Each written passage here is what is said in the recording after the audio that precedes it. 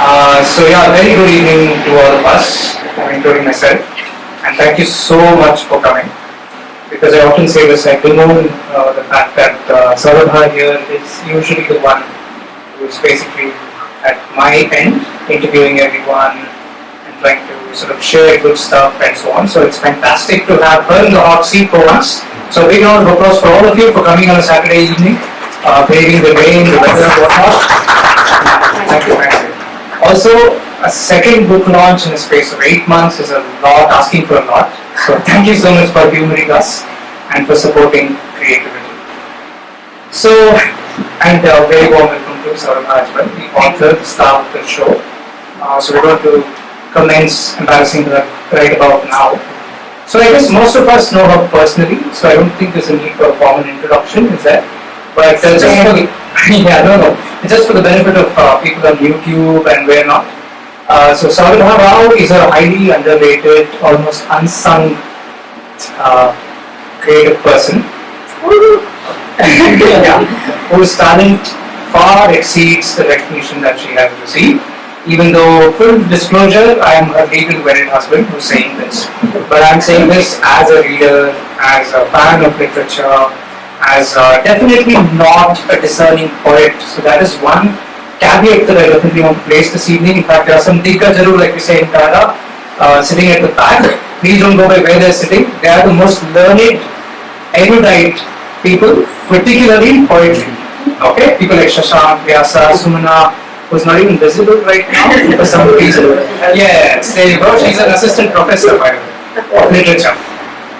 So I'm probably the wrong person to be doing this, honestly. Okay? But due to some mandate of providence, if I can put it that way, I've been given this responsibility and I've tried my best to carry it out. So, where was our introduction? So she has written 2 other poetry anthologies before this. They being Silkworm Slumbers and Moonlight Soliloquies. And this is her third. See, did you know that? Some of us didn't even know that, right? But this is a start, so it's fantastic to have her fixed here, to ask her some questions, get her thoughts about poetry in general, and certainly about her latest book, Halfway. Okay, so poetry, first of all. Let us just put this into context a little bit, okay? People tend to underplay the difficulty of writing poetry, right? We think all of us are poets in some way or the other. Especially when we have love disappointments and things like that, we scribble some things and hey, welcome to Mama. So that's fine because poetry, at the heart of poetry is subjectivity, right? It's about expressing an experience. But what I've found is that it's exceedingly hard. I mean, if you're good at language, it doesn't necessarily mean that you're good at poetry, which is a great mystery, right? A tremendous mystery. It's like having all the things that a carpenter has, but still not being able to make a chair. At least a beautiful chair. I think prose is a lot easier because you can simply regurgitate or basically exfoliate what you want to say. But saying it in a concise, terse form that has a lot of impact, that has a lot of emotion, that works more like a knife rather than a salon's hairdresser's pair of scissors, which are often blunt, right? At least the ones I go to, that's why my hair is so is exceedingly hard. So I have enormous respect for people who are able to do this. Secondly, I have to confess my own complete inability to critique poetry, right? Like I said, I'm a complete noob here. And when I was first asked to take over this role of interviewing her, I actually thought it was a very bad idea because I thought I knew too much. A husband, after all, right? So what could be kept secret from husband, right? So I hope. But then I realized that we all suffer the illusion of knowing. We don't actually know, and I don't think it's possible to know even someone completely, at least. You think you know, you have knowledge of certain information, data, trivia, etc. You cannot truly know a person's interiority, right? So that is when I realized, no, actually I'm not a bad person to interview her, because I don't know anything at all. So, if I were to give an introduction of her at all, I think it would be as a genius. I know some people might laugh at me and say, okay, you're becoming too dramatic now, this husband's affection is coming through and all that, but honestly no, and I'm going to justify this as well. Especially from my noob's point of view. Why I say this is because, number one, like I said, being a poet is a lot more difficult than being a prose writer, right? So I have George Eliot here to support my claim, Mary Ann Evans, of course, who writes in Middlemarch about poets, right? She says to be a poet is to have a soul so quick to discern that no shade of quality escapes it, and so quick to feel that discernment is a hand playing with finely ordered variety on the chords of emotion, a soul in which knowledge passes instantaneously into feeling, and feeling flashes back as a new organ of knowledge. And you see the whole cycle happening there, according to her. One may have that condition by fits only, she says, right? So that's the bottom line. But I have seen to sort of how these fits happen very, very frequently. Okay, and many of these fits happen in the bathroom, as an inside secret, which I think is a part of a genius, because she's not this troubled genius sitting at the table and with hair all over the place and haven't showered in 3 days and is refusing to take her coffee and is trying her best to extract something. That's not Saurabha, right? Saurabha is someone who sort of goes into a space and comes out with a masterpiece. That's how she is. The second reason why I think she's an underrated genius is because of her versatility, right? So I'm sure some of you are familiar with her work and might have noticed the range of themes that she's addressed. But if you just care to open halfway and open any random page, right? These are some of the themes that you might come across. Okay? Righteous anger, unfettered devotion, spiritual longing, carnal lust, wistful grief, drugless fascination, and so on. I mean, again, I'm not a poetry enthusiast, as you very well know by now, I'm sure, because I've repeated it twice. But I cannot imagine a poet covering so many feelings, emotions, themes in just one anthology. Right? Generally, there is a common string to everything. So all this points to one thing, which for me is required for any poet to succeed, which is a profound and almost total suspension of the self. We all perceive Saurabha as someone who's very confident, this sort of hyper opinionated person, which he is, right? Let's face it. But there is also this extremely tender, vulnerable, almost absent, I would say, that the sense of self is absent, non-egoistic side of her, which really comes to the fore when she writes. And that is something really beautiful, because we do all sorts of spiritual practices to have one taste of that, right? One moment of that, one little, what should I say, a whiff of that. But she has it all the very time, as is evident from the book that she's just released. So this is my case, ladies and gentlemen, the jury. You can decide now whether she's a genius or not, as I'm sure you will. So, sorry, I know I'm rattling on, but I'll just quickly wrap up with this one thought. So despite all this, her method of writing is not serious, like I mentioned. She's extremely playful, very intense, yes.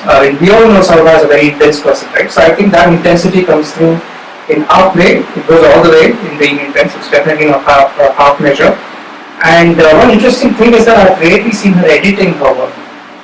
Okay, I don't know if many of you know, but Wolfgang Amadeus Mozart was very famous for this particular attribute, which is the compositions that he came up with would actually flow out readily formed. He would rarely edit any of his work, which is exactly what I've seen her doing as well. In fact, sometimes I edit her work, which nobody should do. It's like trying to correct a bogus action or something like that. You should just leave it naturally, but nevertheless, I can't help it. So, yes, that's about, I think, the kind of introduction that she requires. So, moving on. Okay, I have to move on quite a bit. Okay, so I think we have now reached the point where we can start with the questions. So, Sarva, anything to add before we start about your book? You're talking about me, I have no idea. It sounds like too many people. But no, very generous. I would have crawled under the carpet if I can, but thank you. That's really generous. Yeah, sure. So, when I used to run photography workshops, right, I would struggle to tell people what photography is, because it's different for different people, right? I've often sat and thought, what is photography to me, and for me myself, it's been different things at different times. On Wednesday it might be something, and Thursday it's something completely different. So Saurabh, what is poetry to you? Could be her all evening. No, you just say it's different. If you ask the same question, just after a second it could be a different answer, but I'll dare to venture for at least one answer. It's sort of life in the alternative for me, in that, yeah, there is this real world that we are in, we're breathing the air, and maybe feeling a bit suffocated, but this is a space, and again, I'm not going to sort of trivialize the therapy language, but it is that safe space where you can fall apart if you want to, rejoice if you want to, without caring for the witness, and by that I mean like maybe another human presence for that matter, because there are two aspects to poetry for me. One is all these sensations that are going within you, as if they're just not tear out of you and just spill outside your skin. And then there is the language part of it, where the largest of language, which contains everything that you are feeling. It might take time to find the words, but you have to be silent.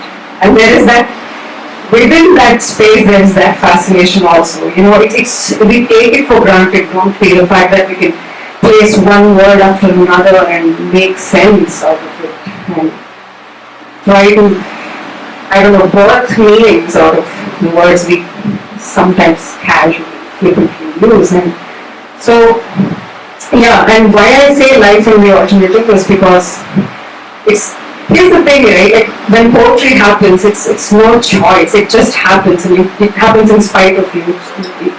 And then, let's say you're walking on Church Street, and yeah, it's Church Street, you're wearing whatever you're wearing, that's happening, but there's also this space that you're walking with.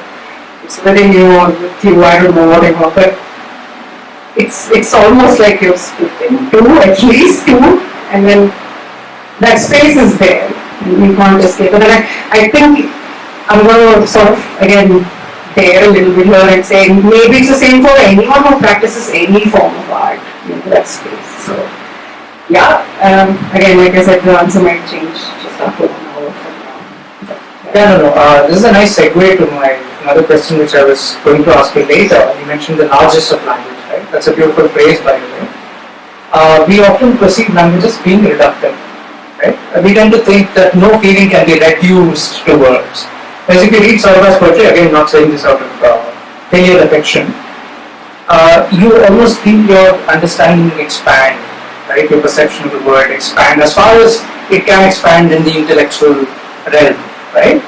So how do you manage that, or how do you explain that? I mean, how do you explain the fact that language is actually a reductive medium, but you manage to expand our understanding of the word? It's so funny, it's not like language is a different thing that was out there, like a tree or a bird or something. Language is something we invented. It's almost like giving birth to a child and then resenting the child for whatever reason. I mean, it almost breaks my heart, you know, when we say, oh, yes, silence is great, but there are also unbearable silences, which is why we need language. We need communication of any sort, and language is just one way of doing it, and what an incredible way of doing that. And I feel like the words come to you, like if you have that patience, there's no need to be hasty to express something that has not bubbled up to its surface. It's okay, sit with it. It might be painful, but just like birth, it has to happen. It has to happen. You can't rush it.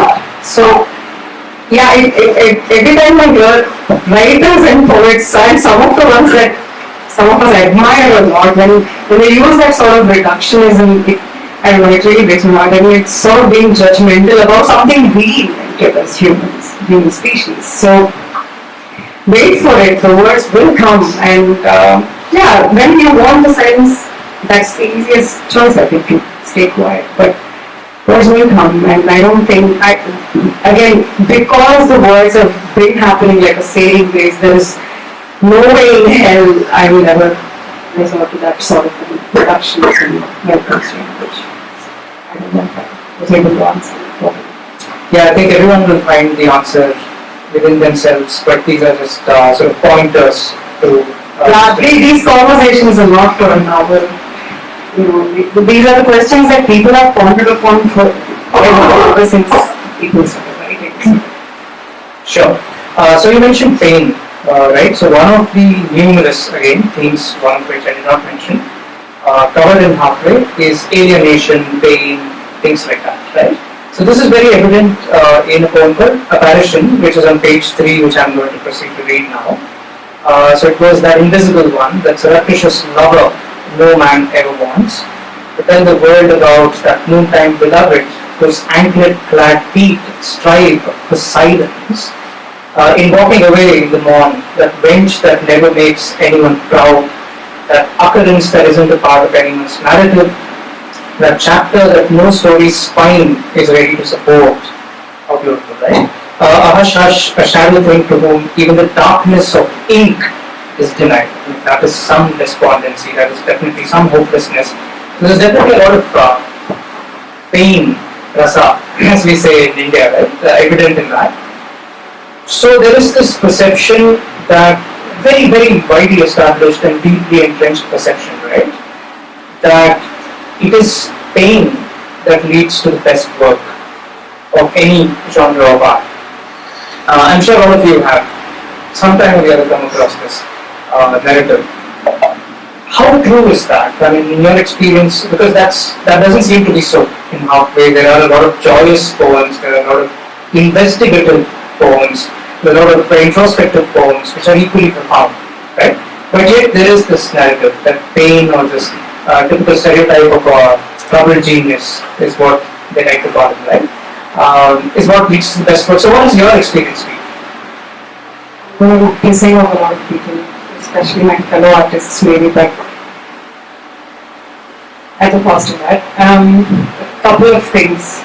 One is that, yeah, some of the most exquisite, most inspiring, most spiritually grounded work, especially poetry, because that's my forte, has come out of pain, has come out of torment, no doubt. I'll be a fool to say otherwise. But I've never subscribed to the idea of tortured genius, nor do I endorse it. There's a danger in doing that, is what I think, because one, for example, when you're hypersensitive to inputs, when you miss nothing, when you're surrounded by say 100 people or 1,000 people, and these days we use a lot of words so casually. Say, for example, Baskin Robbins didn't have my favorite ice cream, I'm depressed. So we hear these things, right? And it's almost infuriating because by doing that, you are actually doing a disservice to someone who's actually going through clinical depression. Sometimes people can't even talk about it. And here we are using those words so flippantly. Yeah, you're sad, sure, you didn't get your favorite ice cream. I'm not trivializing that sadness, but I don't know if it causes depression. Sure, you can go back tomorrow and listen 12 hours and get it, but so this tortured genius idea has done more harm than good, I think. And also, what about actual troubled geniuses, right? Like we talk about Vincent van Gogh, we talk about all those people. I mean, Van Gogh is Van Gogh today, but he sold one painting in his lifetime, and that was a troubled genius. And he didn't do that to go, I'm capable of so much pain and endurance. Look at me, I'm a tortured genius. It was never that. And these people didn't even have to play to the gallery. These letters have come out now, posthumously published, and yeah, so that's one thing. And also, I don't know why we ascribe certain depth and profundity to pain as compared to joy. It's almost like being happy is like being shallow or something. And I don't know why. I don't know where that comes from. I'm a complete noob in this. I don't know how this argument started or where it started. But if you think about it, I wish I had a board and a marker. just imagine there is this abyss, right? Sometimes, yeah, when you're going through some of the hardest times in your life, you feel like you're just falling and falling and falling, and you don't know where the damned earth is to contain you, hold you. But joy is on the other side. There is that precipice, a cliff on the other side, and it is taken crawling out of that depth.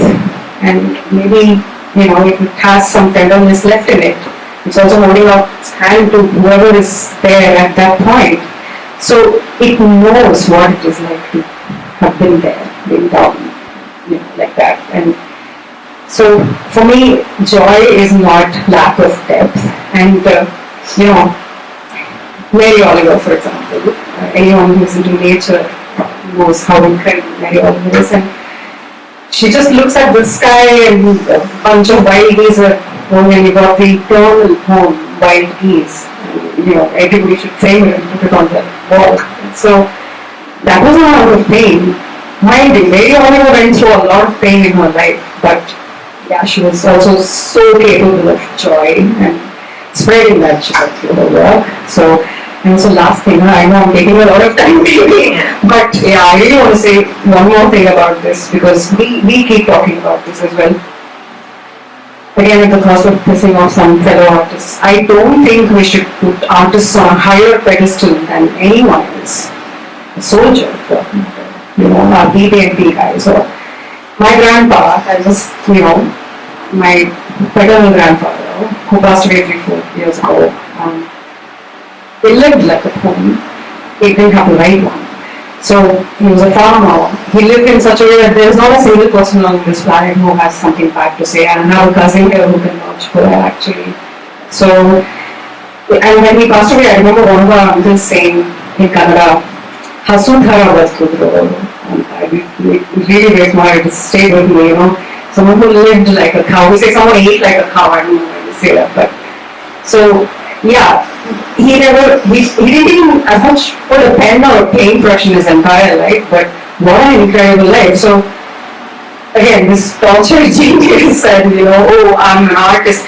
I'm really wary of conversations that begin with, hey, as an artist I think, as a poet I think, as a painter I think. It's alright, just because someone doesn't write a poem doesn't mean they're not living probably even more amazing life than we can imagine as someone to whom it happens. So yeah, thank you. So at this point, you're going to take a break and perhaps read one of your poems. Next thing.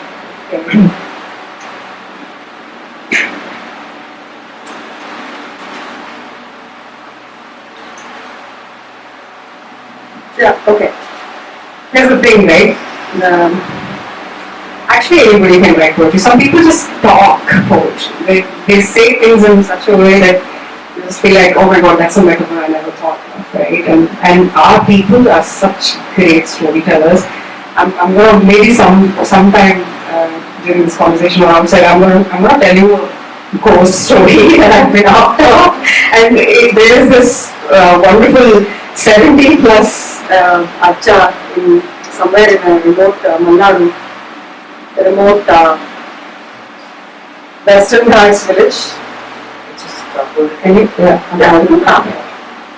So he tells you all kinds of ghost stories, okay? And there are a few guys who are after him. They want to make short films, I think, which will be great. I'm going to stay in touch with all of you and share those links when they're out. But he's so amazing. He is telling a story of this one ghost that is apparently a righteous ghost. It only harms people who have harmed others.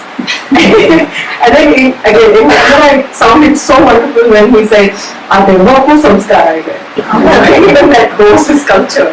So yeah, so this is a poem which I've titled a poem that can go on.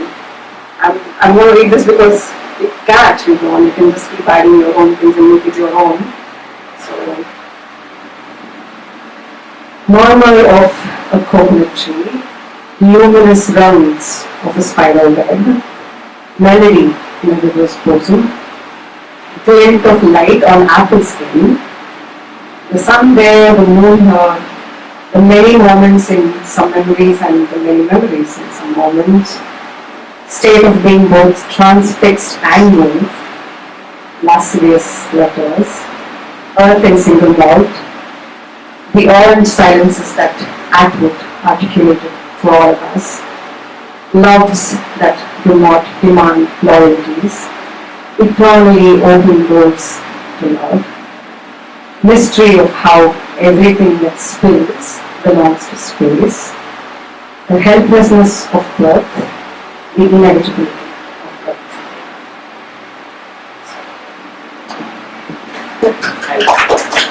Yeah, that's beautiful. So, of course, I don't know if this is. You can hear me fine. Yeah. So, you mentioned that anyone can write poetry, but yet poetry has a certain, if not rhythm or rhyme, because if you're writing free verse, of course, there isn't necessarily a rhyme, but a certain format which is designed to hit you hard, right? Punch you in the gut sometimes. So, when writing poetry, how do you strike the balance between writing authentically, what you actually feel, and finding metaphors and ways of expression which can have that impact, the mass impact? So how do you strike that balance? How much of it is actually sacrificing your authenticity? It's like when you make a film, right? Abhirasha can perhaps relate to this. We need to have artistic expression for the individual self, the heart that beats in your chest, and what will actually work and resonate and strike a chord with the audience. So in your poetry, do you completely throw that to the wind and say, to hell with that, I don't care about the audience, I'll just say what I actually want to say? Or do you engineer the poem to strike a chord? I'm going to have to say that in front of an audience. Yeah, it's never for an audience. And I'm not sorry because, yeah, like I said, it's not like, oh, you know what, I was so happy on this Himalayan peak, I climbed today and I'm going to sit and write about it. It's never that. It's never that. It doesn't happen. Like you said, it happens at the oddest of times, You're sitting on the cloud, there's a cloud, and concocting itself in your head. And sometimes there have been times when you're just walking. Oh, walking is one of the best things. And again, some of our favorite writers have written a song. They've all talked about what walking can do to your writing. But yeah, it's never for an audience. Probably the most selfish poet alive. And it's not even like I write this for myself, right? It's there. You can't help it. It has to get out of your system. Structure and media. Oh my God, I have such incredible respect for people who can do that. Mine is free verse. It's all over the place. I've never been able to contain poetry in rhyme or rhythm. None of that. In fact, none of my poems have any punctuation marks for that matter. It's just line breaks. So, how is there like the Nikon Z9 has a dual readout system, one for the viewfinder and one for actually recording the picture?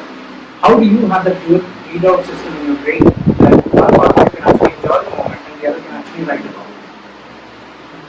most of the time, the writing is not happening at the moment of whatever it is that brings you kind of joy, right? Like I said, you said, and what happens when it wants it?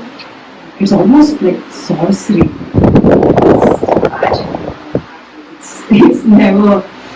Like I said, I have immense respect for people who can plan and write. Yeah, I think it's sort of an eternal conundrum. But personally, for me, I'm not in a hurry. There is no haste. Even if the poem has happened in the head, it's okay. I can wait. I can come back home and in one of those mundane moments, you can write. If the poem has already happened, or just wait for it. So the book is dedicated to those who suffer strange passions. Can you explain this? Okay, we have all these societal constructs and norms that have conditioned us for so long. There is a spectrum of things that are proper, and anything that goes astray unresolved is indecent. It's not trivializing how society is came by. Yeah, I mean, there is that line. Lines are probably getting blurrier, which is great as to what is accepted, what is unacceptable. I don't even know decides these things, and it just happens. And it is for those people who do not suppress, but also it's not easy, right? It's not easy to share a lot of things. Alanda goes on. If I can go on, do we have time? And one of our favorite philosophers of our time, of our time, is Alanda goes on. We have so many fans in the room, and he says, if you want to put a camera in your head that could visualize and map out your emotions and your feelings, how many of us would say yes? And in that yes or no, there are whole worlds of things happening, right? Yeah, some of us, don't care. It's okay if we are outcasts and feeling certain things that are frowned upon. But a lot of people struggle. Okay, let's try not to sound as vague. We'll try to sort of narrow it down to a few things. What are these things that we feel crazily worried about?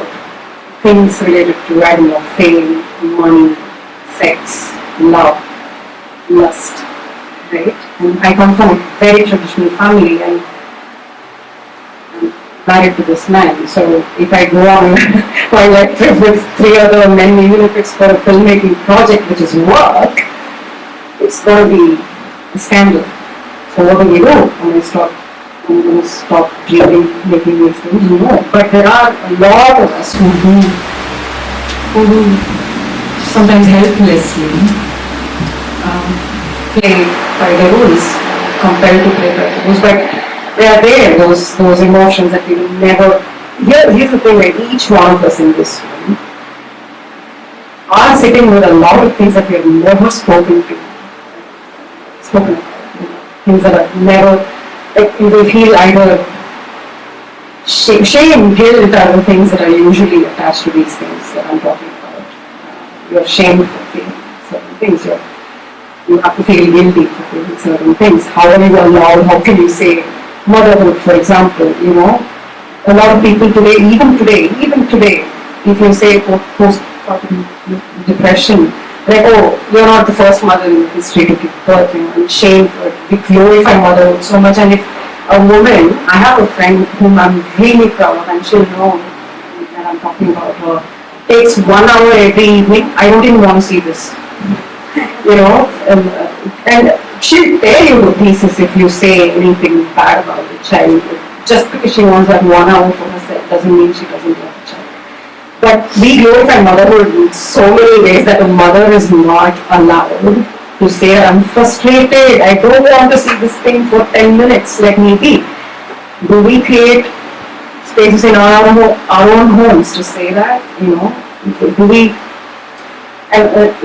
we talk about all kinds of things. We are married, but this is the most weird marriage you can find, because some of the conversations that we have scandalizes our own families. So again, I wish it was not something that we could be proud of. I wish it were a normal way of being where, hey, okay, let's talk about infidelity. I don't know, something happened. Can you even think of these things being around us? So, yeah, I would like for a lot more people to say on this planet, if you were to put a camera inside your head and map out, visualize all your emotions, ideas. I hope that we feel more and more brave and courageous to say, sure, yeah, we can try. Instead of feeling scared or feeling weirded out. Okay, one last question before we throw it open to the audience. So, in an era where a certain utility is attached to everything, right? We expect everything to be of use to us in some way or the other, and obviously the attention is depleting and distractions are growing and so on. What is the use of poetry? Because we attach uses to everything. Of course, this question has been haunting us from Oscar Wilde's times, who answered it very impolitely.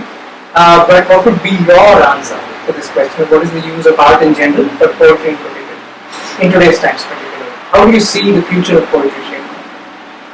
I don't know if I'm qualified to answer this question. I definitely have no idea what the future of poetry will be, but what it has been, at least to by myself and a few of my really close friends who are poetry buffs here. I don't think it's a utilitarian, is that right? Yeah, pronunciation. Yeah, I don't think it's something for utility. I don't know if it's of use, great, yeah. But again, let's not trivialize the idea of it coming. You can say I was sad and I read this poem and it was a great news because I was feeling better after reading it. So that's fine. That's the thing, right? So many people, like you said, of the world is still recent, my friend. I mean, ever since poetry started happening to this world, people have been pondering upon these things. We are not the first ones to have any of these conversations, actually. So, great, thank goodness, there is so much to rely upon. People have thought about everything. There are no new conversations, are there? What is an original poem, original story? It's just, like you said, regurgitating.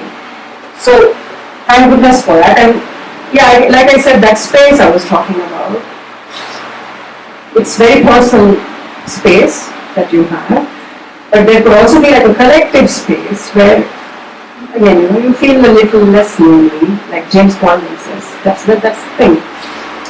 You think when you're going through something for the first time, it's a sensation that you've never been through before. It has not happened to you before, but first day for that you will think, oh my God, no one has gone through this kind of gut-wrenching pain. But then, hey, you read all those poems, all those novels, and you're like, Wuthering Heights, for example.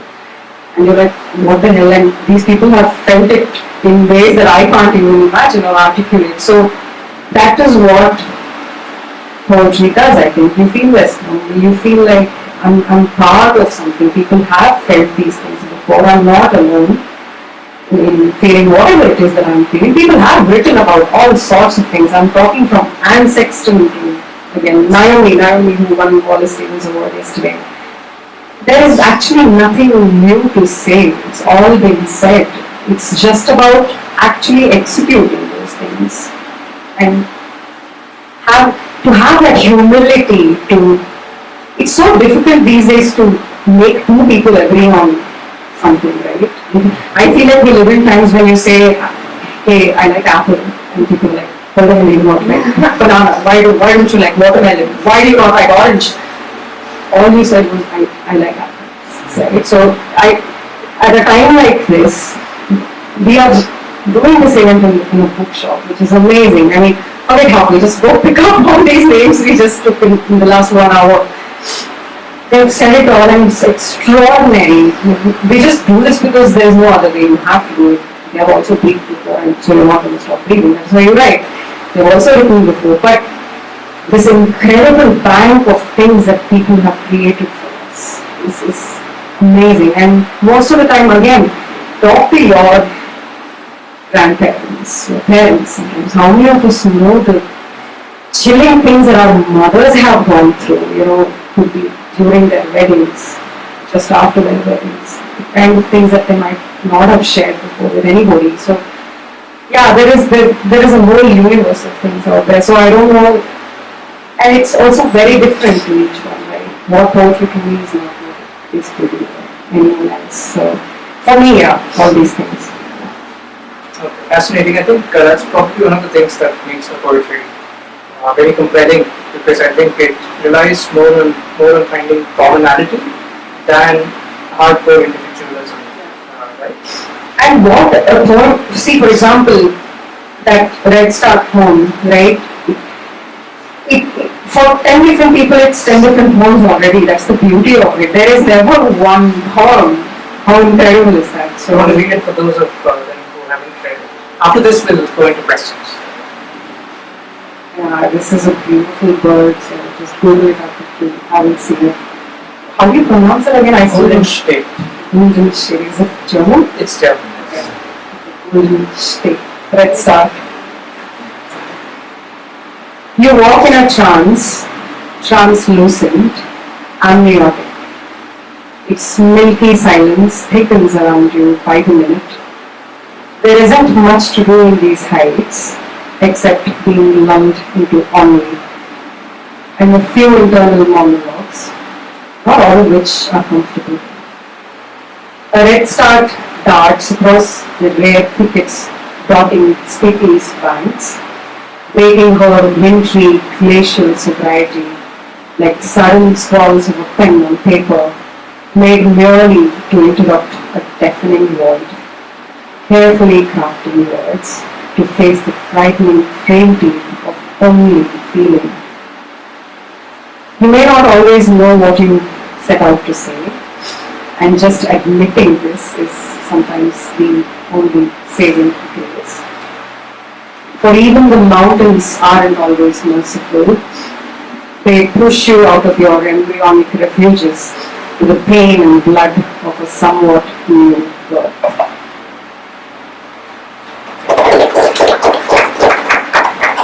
Okay, thank you so much. So on that note, we'll open it to questions. If anyone has anything to ask, please go right ahead. Don't think you need the mic, you can just speak loudly. You should do.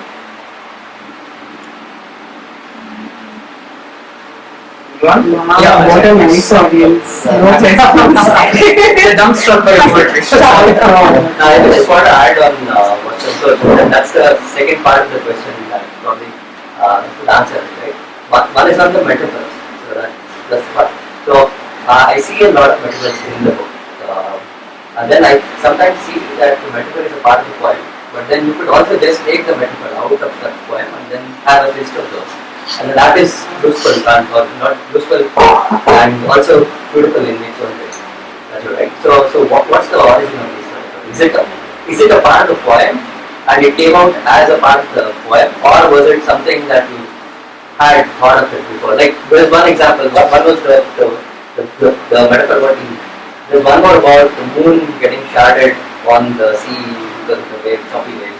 Like these kind of things, right? These are observations. So I mean, you don't understand the link between the metaphors and the poems here.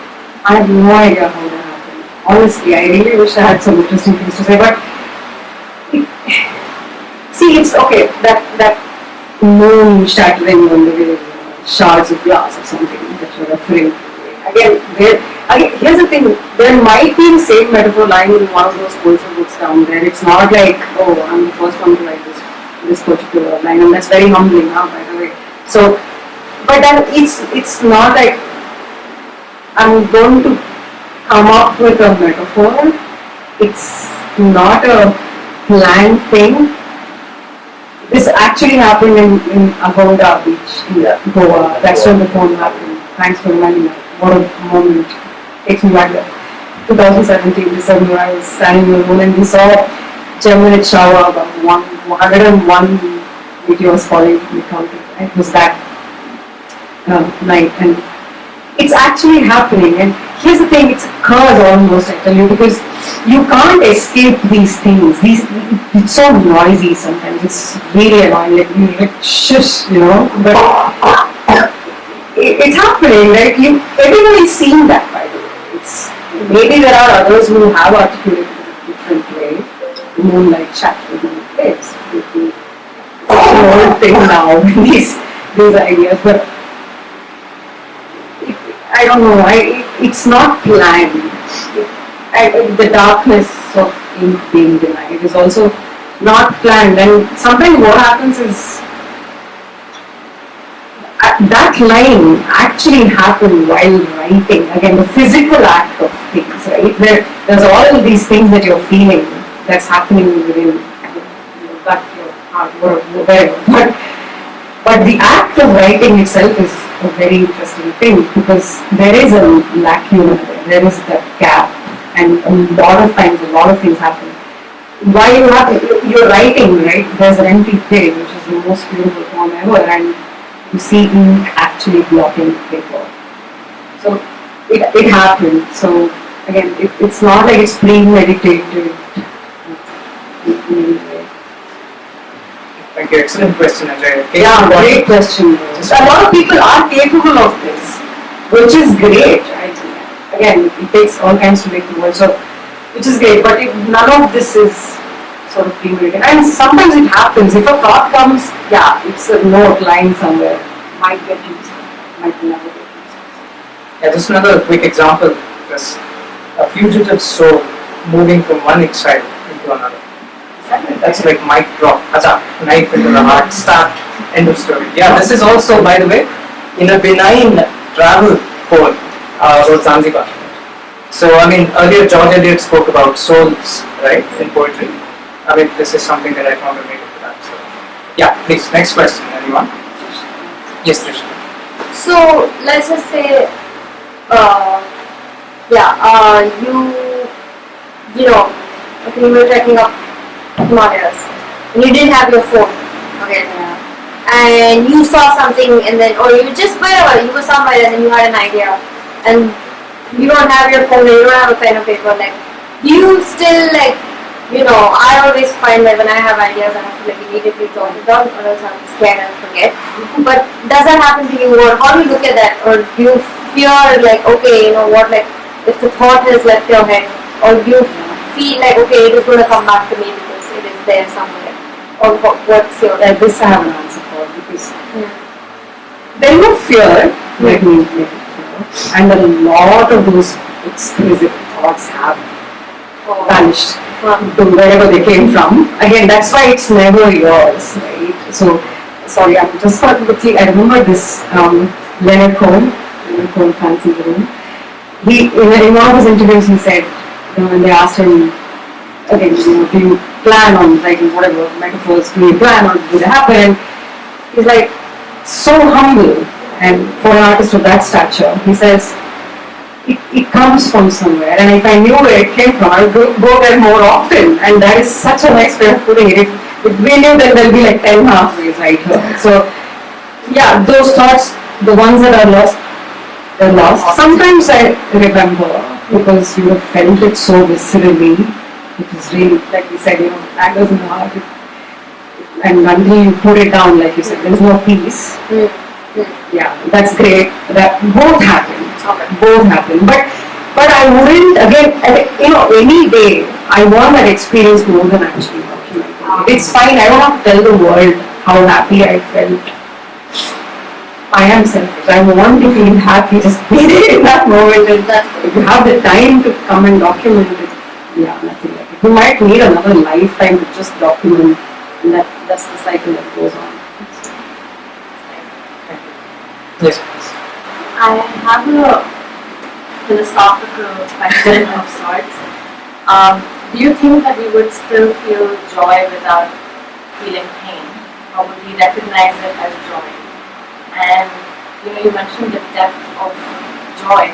Like, do you think that because you've gone or you have felt the pain and tormented and that loneliness and everything, that you felt joy to that extreme, or do you think you have still felt that joy without that pain?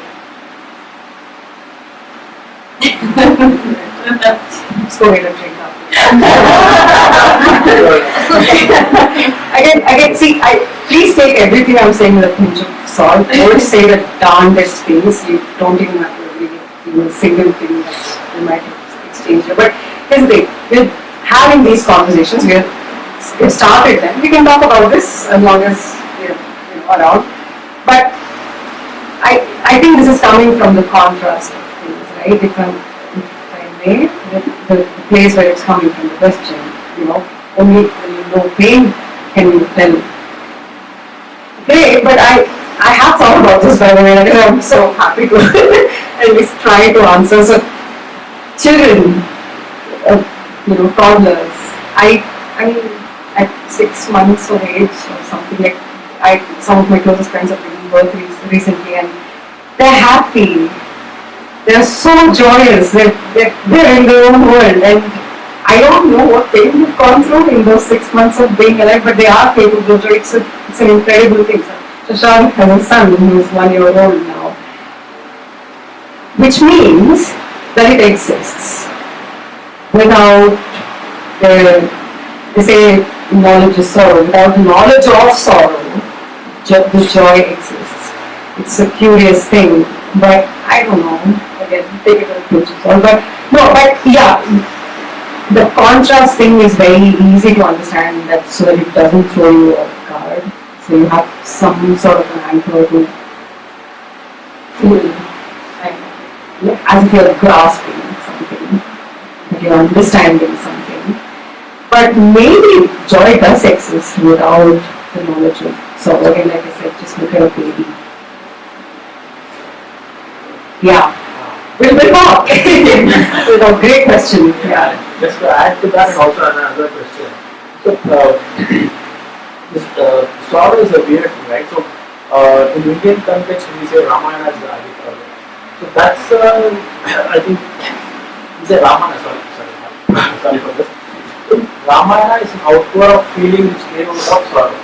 So Shoka gave out the shloka of Ramayana. So that's how we say. So the pain which was caused to the poet, that poem. So that's one aspect of pain what we see. The other thing is, I was watching today in YouTube, so I saw a violinist playing violin.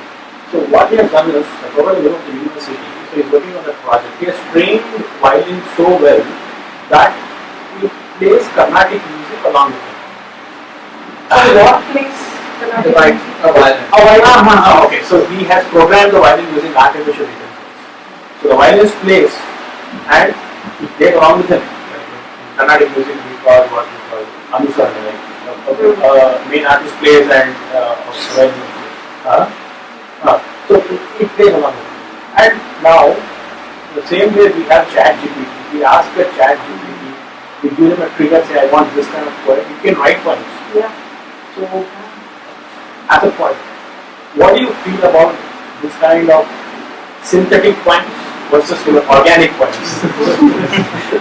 you write poems just because you have to write it, because you don't have any other way to hold it into yourself, you just have to express it. But here there is a trigger. They are asking me to write. Yeah. Sometimes artists are given the responsibility to be optimistic. You might be screaming inside your head and dying 1,000 deaths within yourself, but no, okay. On a serious note, recently we tried writing a poem on Mysore Mallige, Jasmine, in Emily Dickinson's style. 2 minutes, man. I mean, 2 seconds, maybe 4 seconds or something. The poem was there, and Emily will be tossing in her. It is spectacular how so Emily it was. I mean, Mysore Mallige and Emily Dickinson, right? So, but think about it. Wherever this again, I'm scared to death. By the way, I don't know what happened to my job because of AI tomorrow. But the thing is, sometimes I have a nice take on it, and I've been dwelling on this. We have to, I think, we're compelled to think about these things whether or not we want to. That poem, you see, that there is this collective human consciousness, right? Where your Ramayana, Mahabharata, your Iliad, Odyssey, everything is up there. Someone has fed it. This consciousness, if you think of it as a cloud, and this Emily Dickinson poem on Mysore Mallige was gleaned on that cloud. So if I have to be, show off as a very selfless person, you can just say, hey, it's still, coming out of the human consciousness. But yeah, on a practical level, I don't know. I think we have not, as it is, by the way, even in 2024, we have not figured out IP properly. We're still struggling, right? And I have no idea what will happen with this, because tomorrow someone can actually publish the set of poems in Emily Dickinson's name, and we can't tell. The die-hard fans of Emily Dickinson, we cannot tell the love of our life. So I don't know. Yeah, but in a weird way, it's also nice that it is coming from our own human collective consciousness. But yeah, again, the practical side, the flip side of things can be troublesome. And yeah, I don't know if the question.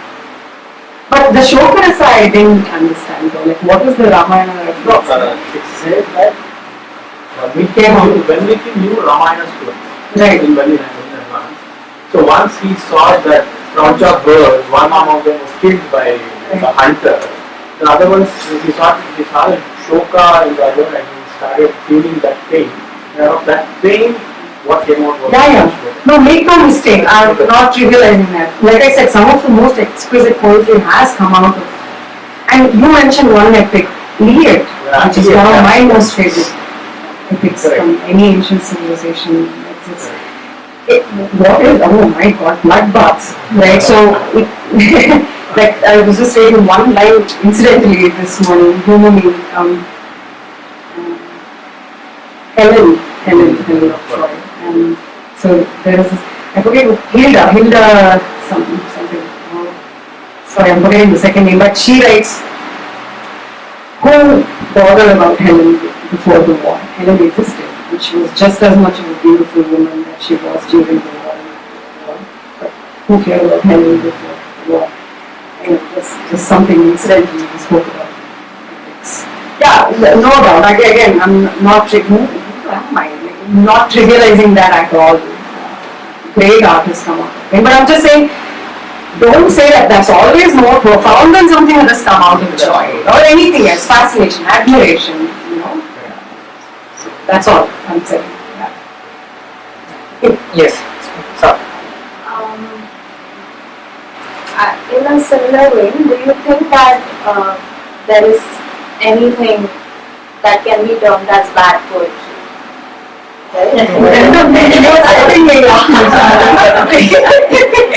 It's just I'm asking this because on social media platforms you see three-liners, poets getting really famous for writing not very literary things, but still fame follows them, and at some point we have to distinguish between content and poetry.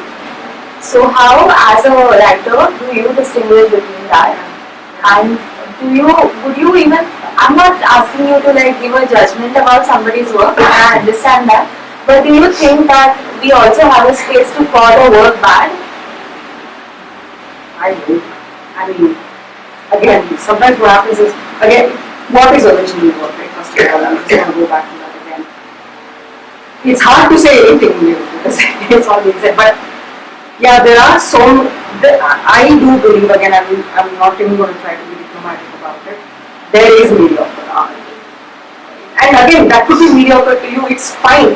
We might go to a art gallery tomorrow, and you might be admiring something that I cannot connect with. That's fine.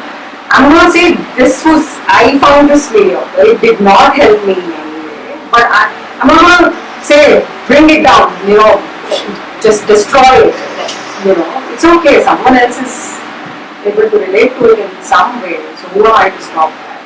But yeah, I find a lot of mediocre poetry out there, and by this I feel like you're just changing the combination of words, and see, haiku, we have haiku. 3 lines are fine, but are they there because you're wanting to be you wanting to be clever, or tell the world, hey, I'm capable of such a feeling, or is it coming from an honest, sincere place? And I think, here's the thing, audiences never dumb. People are smart. They can see through you. Why is it that we remember a few poets and we don't? How many of these Insta poets that you today, Deepika was a great businesswoman, I would say, but her poetry doesn't really do anything to me. It doesn't make me struggle, or it doesn't make me ecstatic. Sorry, Deepika, one day whenever if she watches this, it pops up for whatever reason. I have immense respect for her as the way she saw it as a business opportunity. She came on Jimmy Fallon, Jimmy Kimmel was, I think one of those days they were in conversation with her. Great, amazing, great, you have your market and you tapped into it. I'm not going to judge that, like you said, who are we, but she's very smart. But having said that, I can't help it if her poetry is not doing anything to me, and I find it very someone can say that about her, it's fine. Thank you. Yeah. That was a great answer. yes. So sorry, we have a question from the Insta Live. So I thought, okay, before let's see. Do the thoughts mainly come live, or does it happen later thinking about it? For example, the ode to Raspberry matter. Arun Venkatapura. Thanks, we spoke about this, but it happens both ways. It happens in many different ways. It will happen in ways I've not experienced it. But ultimately, I know happened when we were watching that film. What's the film where Dame, Jimmy, Let's play Queen Victoria asks Abdul, what's mango? And you are Queen of England, you don't know what mango is. And I'm like, yeah, of course, like back then. I'm like, wow, I feel richer than Queen Victoria because I love mango. That's my breakfast, lunch, and dinner. Yeah, it was just one of those moments when it happens, and I actually wrote that I'm richer than the Queen of England, at least that one day. They say separate the art from the artist so that they can get it. Picasso was a rapist, I'm saying this. They know that. Mary Therese Walter, what happened to her? She was 17 years old.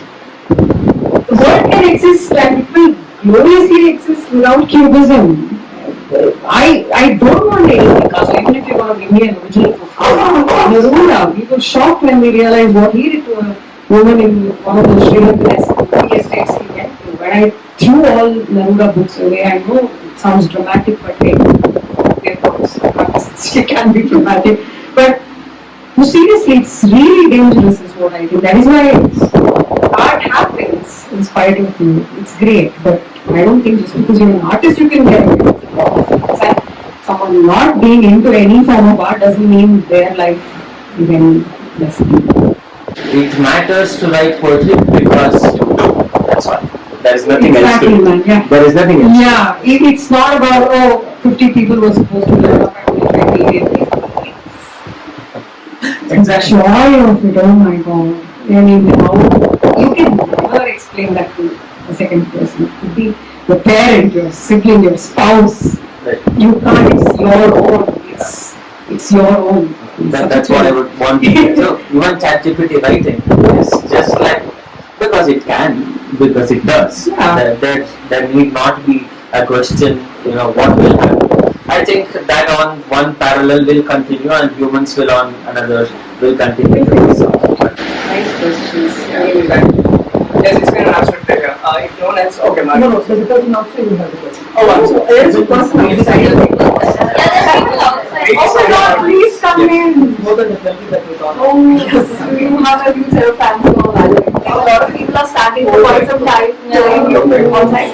But if it's okay, I can ask my question. Yes, please come.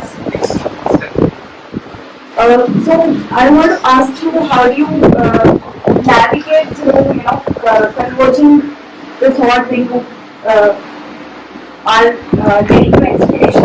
You're writing it from the perspective of the inspiration itself and the feeling of what inspired you in the first place. So how do you get that subjective convergence? Because of course that's a poetry, and like you said, it just happens, right? I just wanted to understand what goes inside your mind, because while it's happening, you're getting inspired, and second, something in you wants to write about it. So how do you get that together? One cerebral question, and I operate mainly in the feeling area, but wow. What's your name? I'm a poet myself, so I kind of get those. Yeah, sweet. Thank you. Great question, but again, I need time to think about it, honestly. So I'm not talking about it. Post up data, I follow you already. So sweet. Just for a thought out there. Take your time to answer. There is that gap. I know what you mean, and maybe it's just coming from the yourself. Yeah, like I keep asking that to myself. I'm just trying to understand a fellow poet's perspective on it.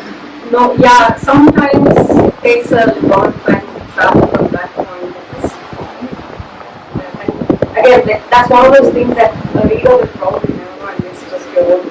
It's a beautiful not loneliness, it's a loneliness that's so wonderful, so private. Yeah. Yeah, I don't know, I haven't thought. That gap is very much there, I know what you mean, and it's almost like a thing on its own. It's almost like, sometimes it happens quickly, that journey, but sometimes it takes, and sometimes it never happens. Like I said, there are so many poems that never get written. I feel like something was sort of churning, but it doesn't happen, it's okay, there's no point in it. Yeah, or you just don't know it's about to happen in future. Then. Like you just live you're alive as long as you're alive. Sweet. I really enjoyed it. I can That was sorry no, something that's fine. Just happiness still. Thank you. Why halfway? Oh, it's that's why I'm back in the But I was thinking about all these questions that people inevitably think about, and I felt like, like Rita says, just sit with the questions, find answers. And I was like, so many of these thoughts are just halfway there. Just random. I'm like, hey, halfway. I remember writing it actually in a coffee shop. But now it looks like after all these conversations, I might not even have started the journey properly. So it could be a mistake. But yeah, at that point it just felt right. It sounded right. Maybe it will be halfway for the rest of my life. For all you know, and will never arrive somewhere. and move out of Pakistan. It's okay. It's nice to be halfway. Death is what is the other way. It's fine. Yeah, thank you so very much. Thank you for the answers.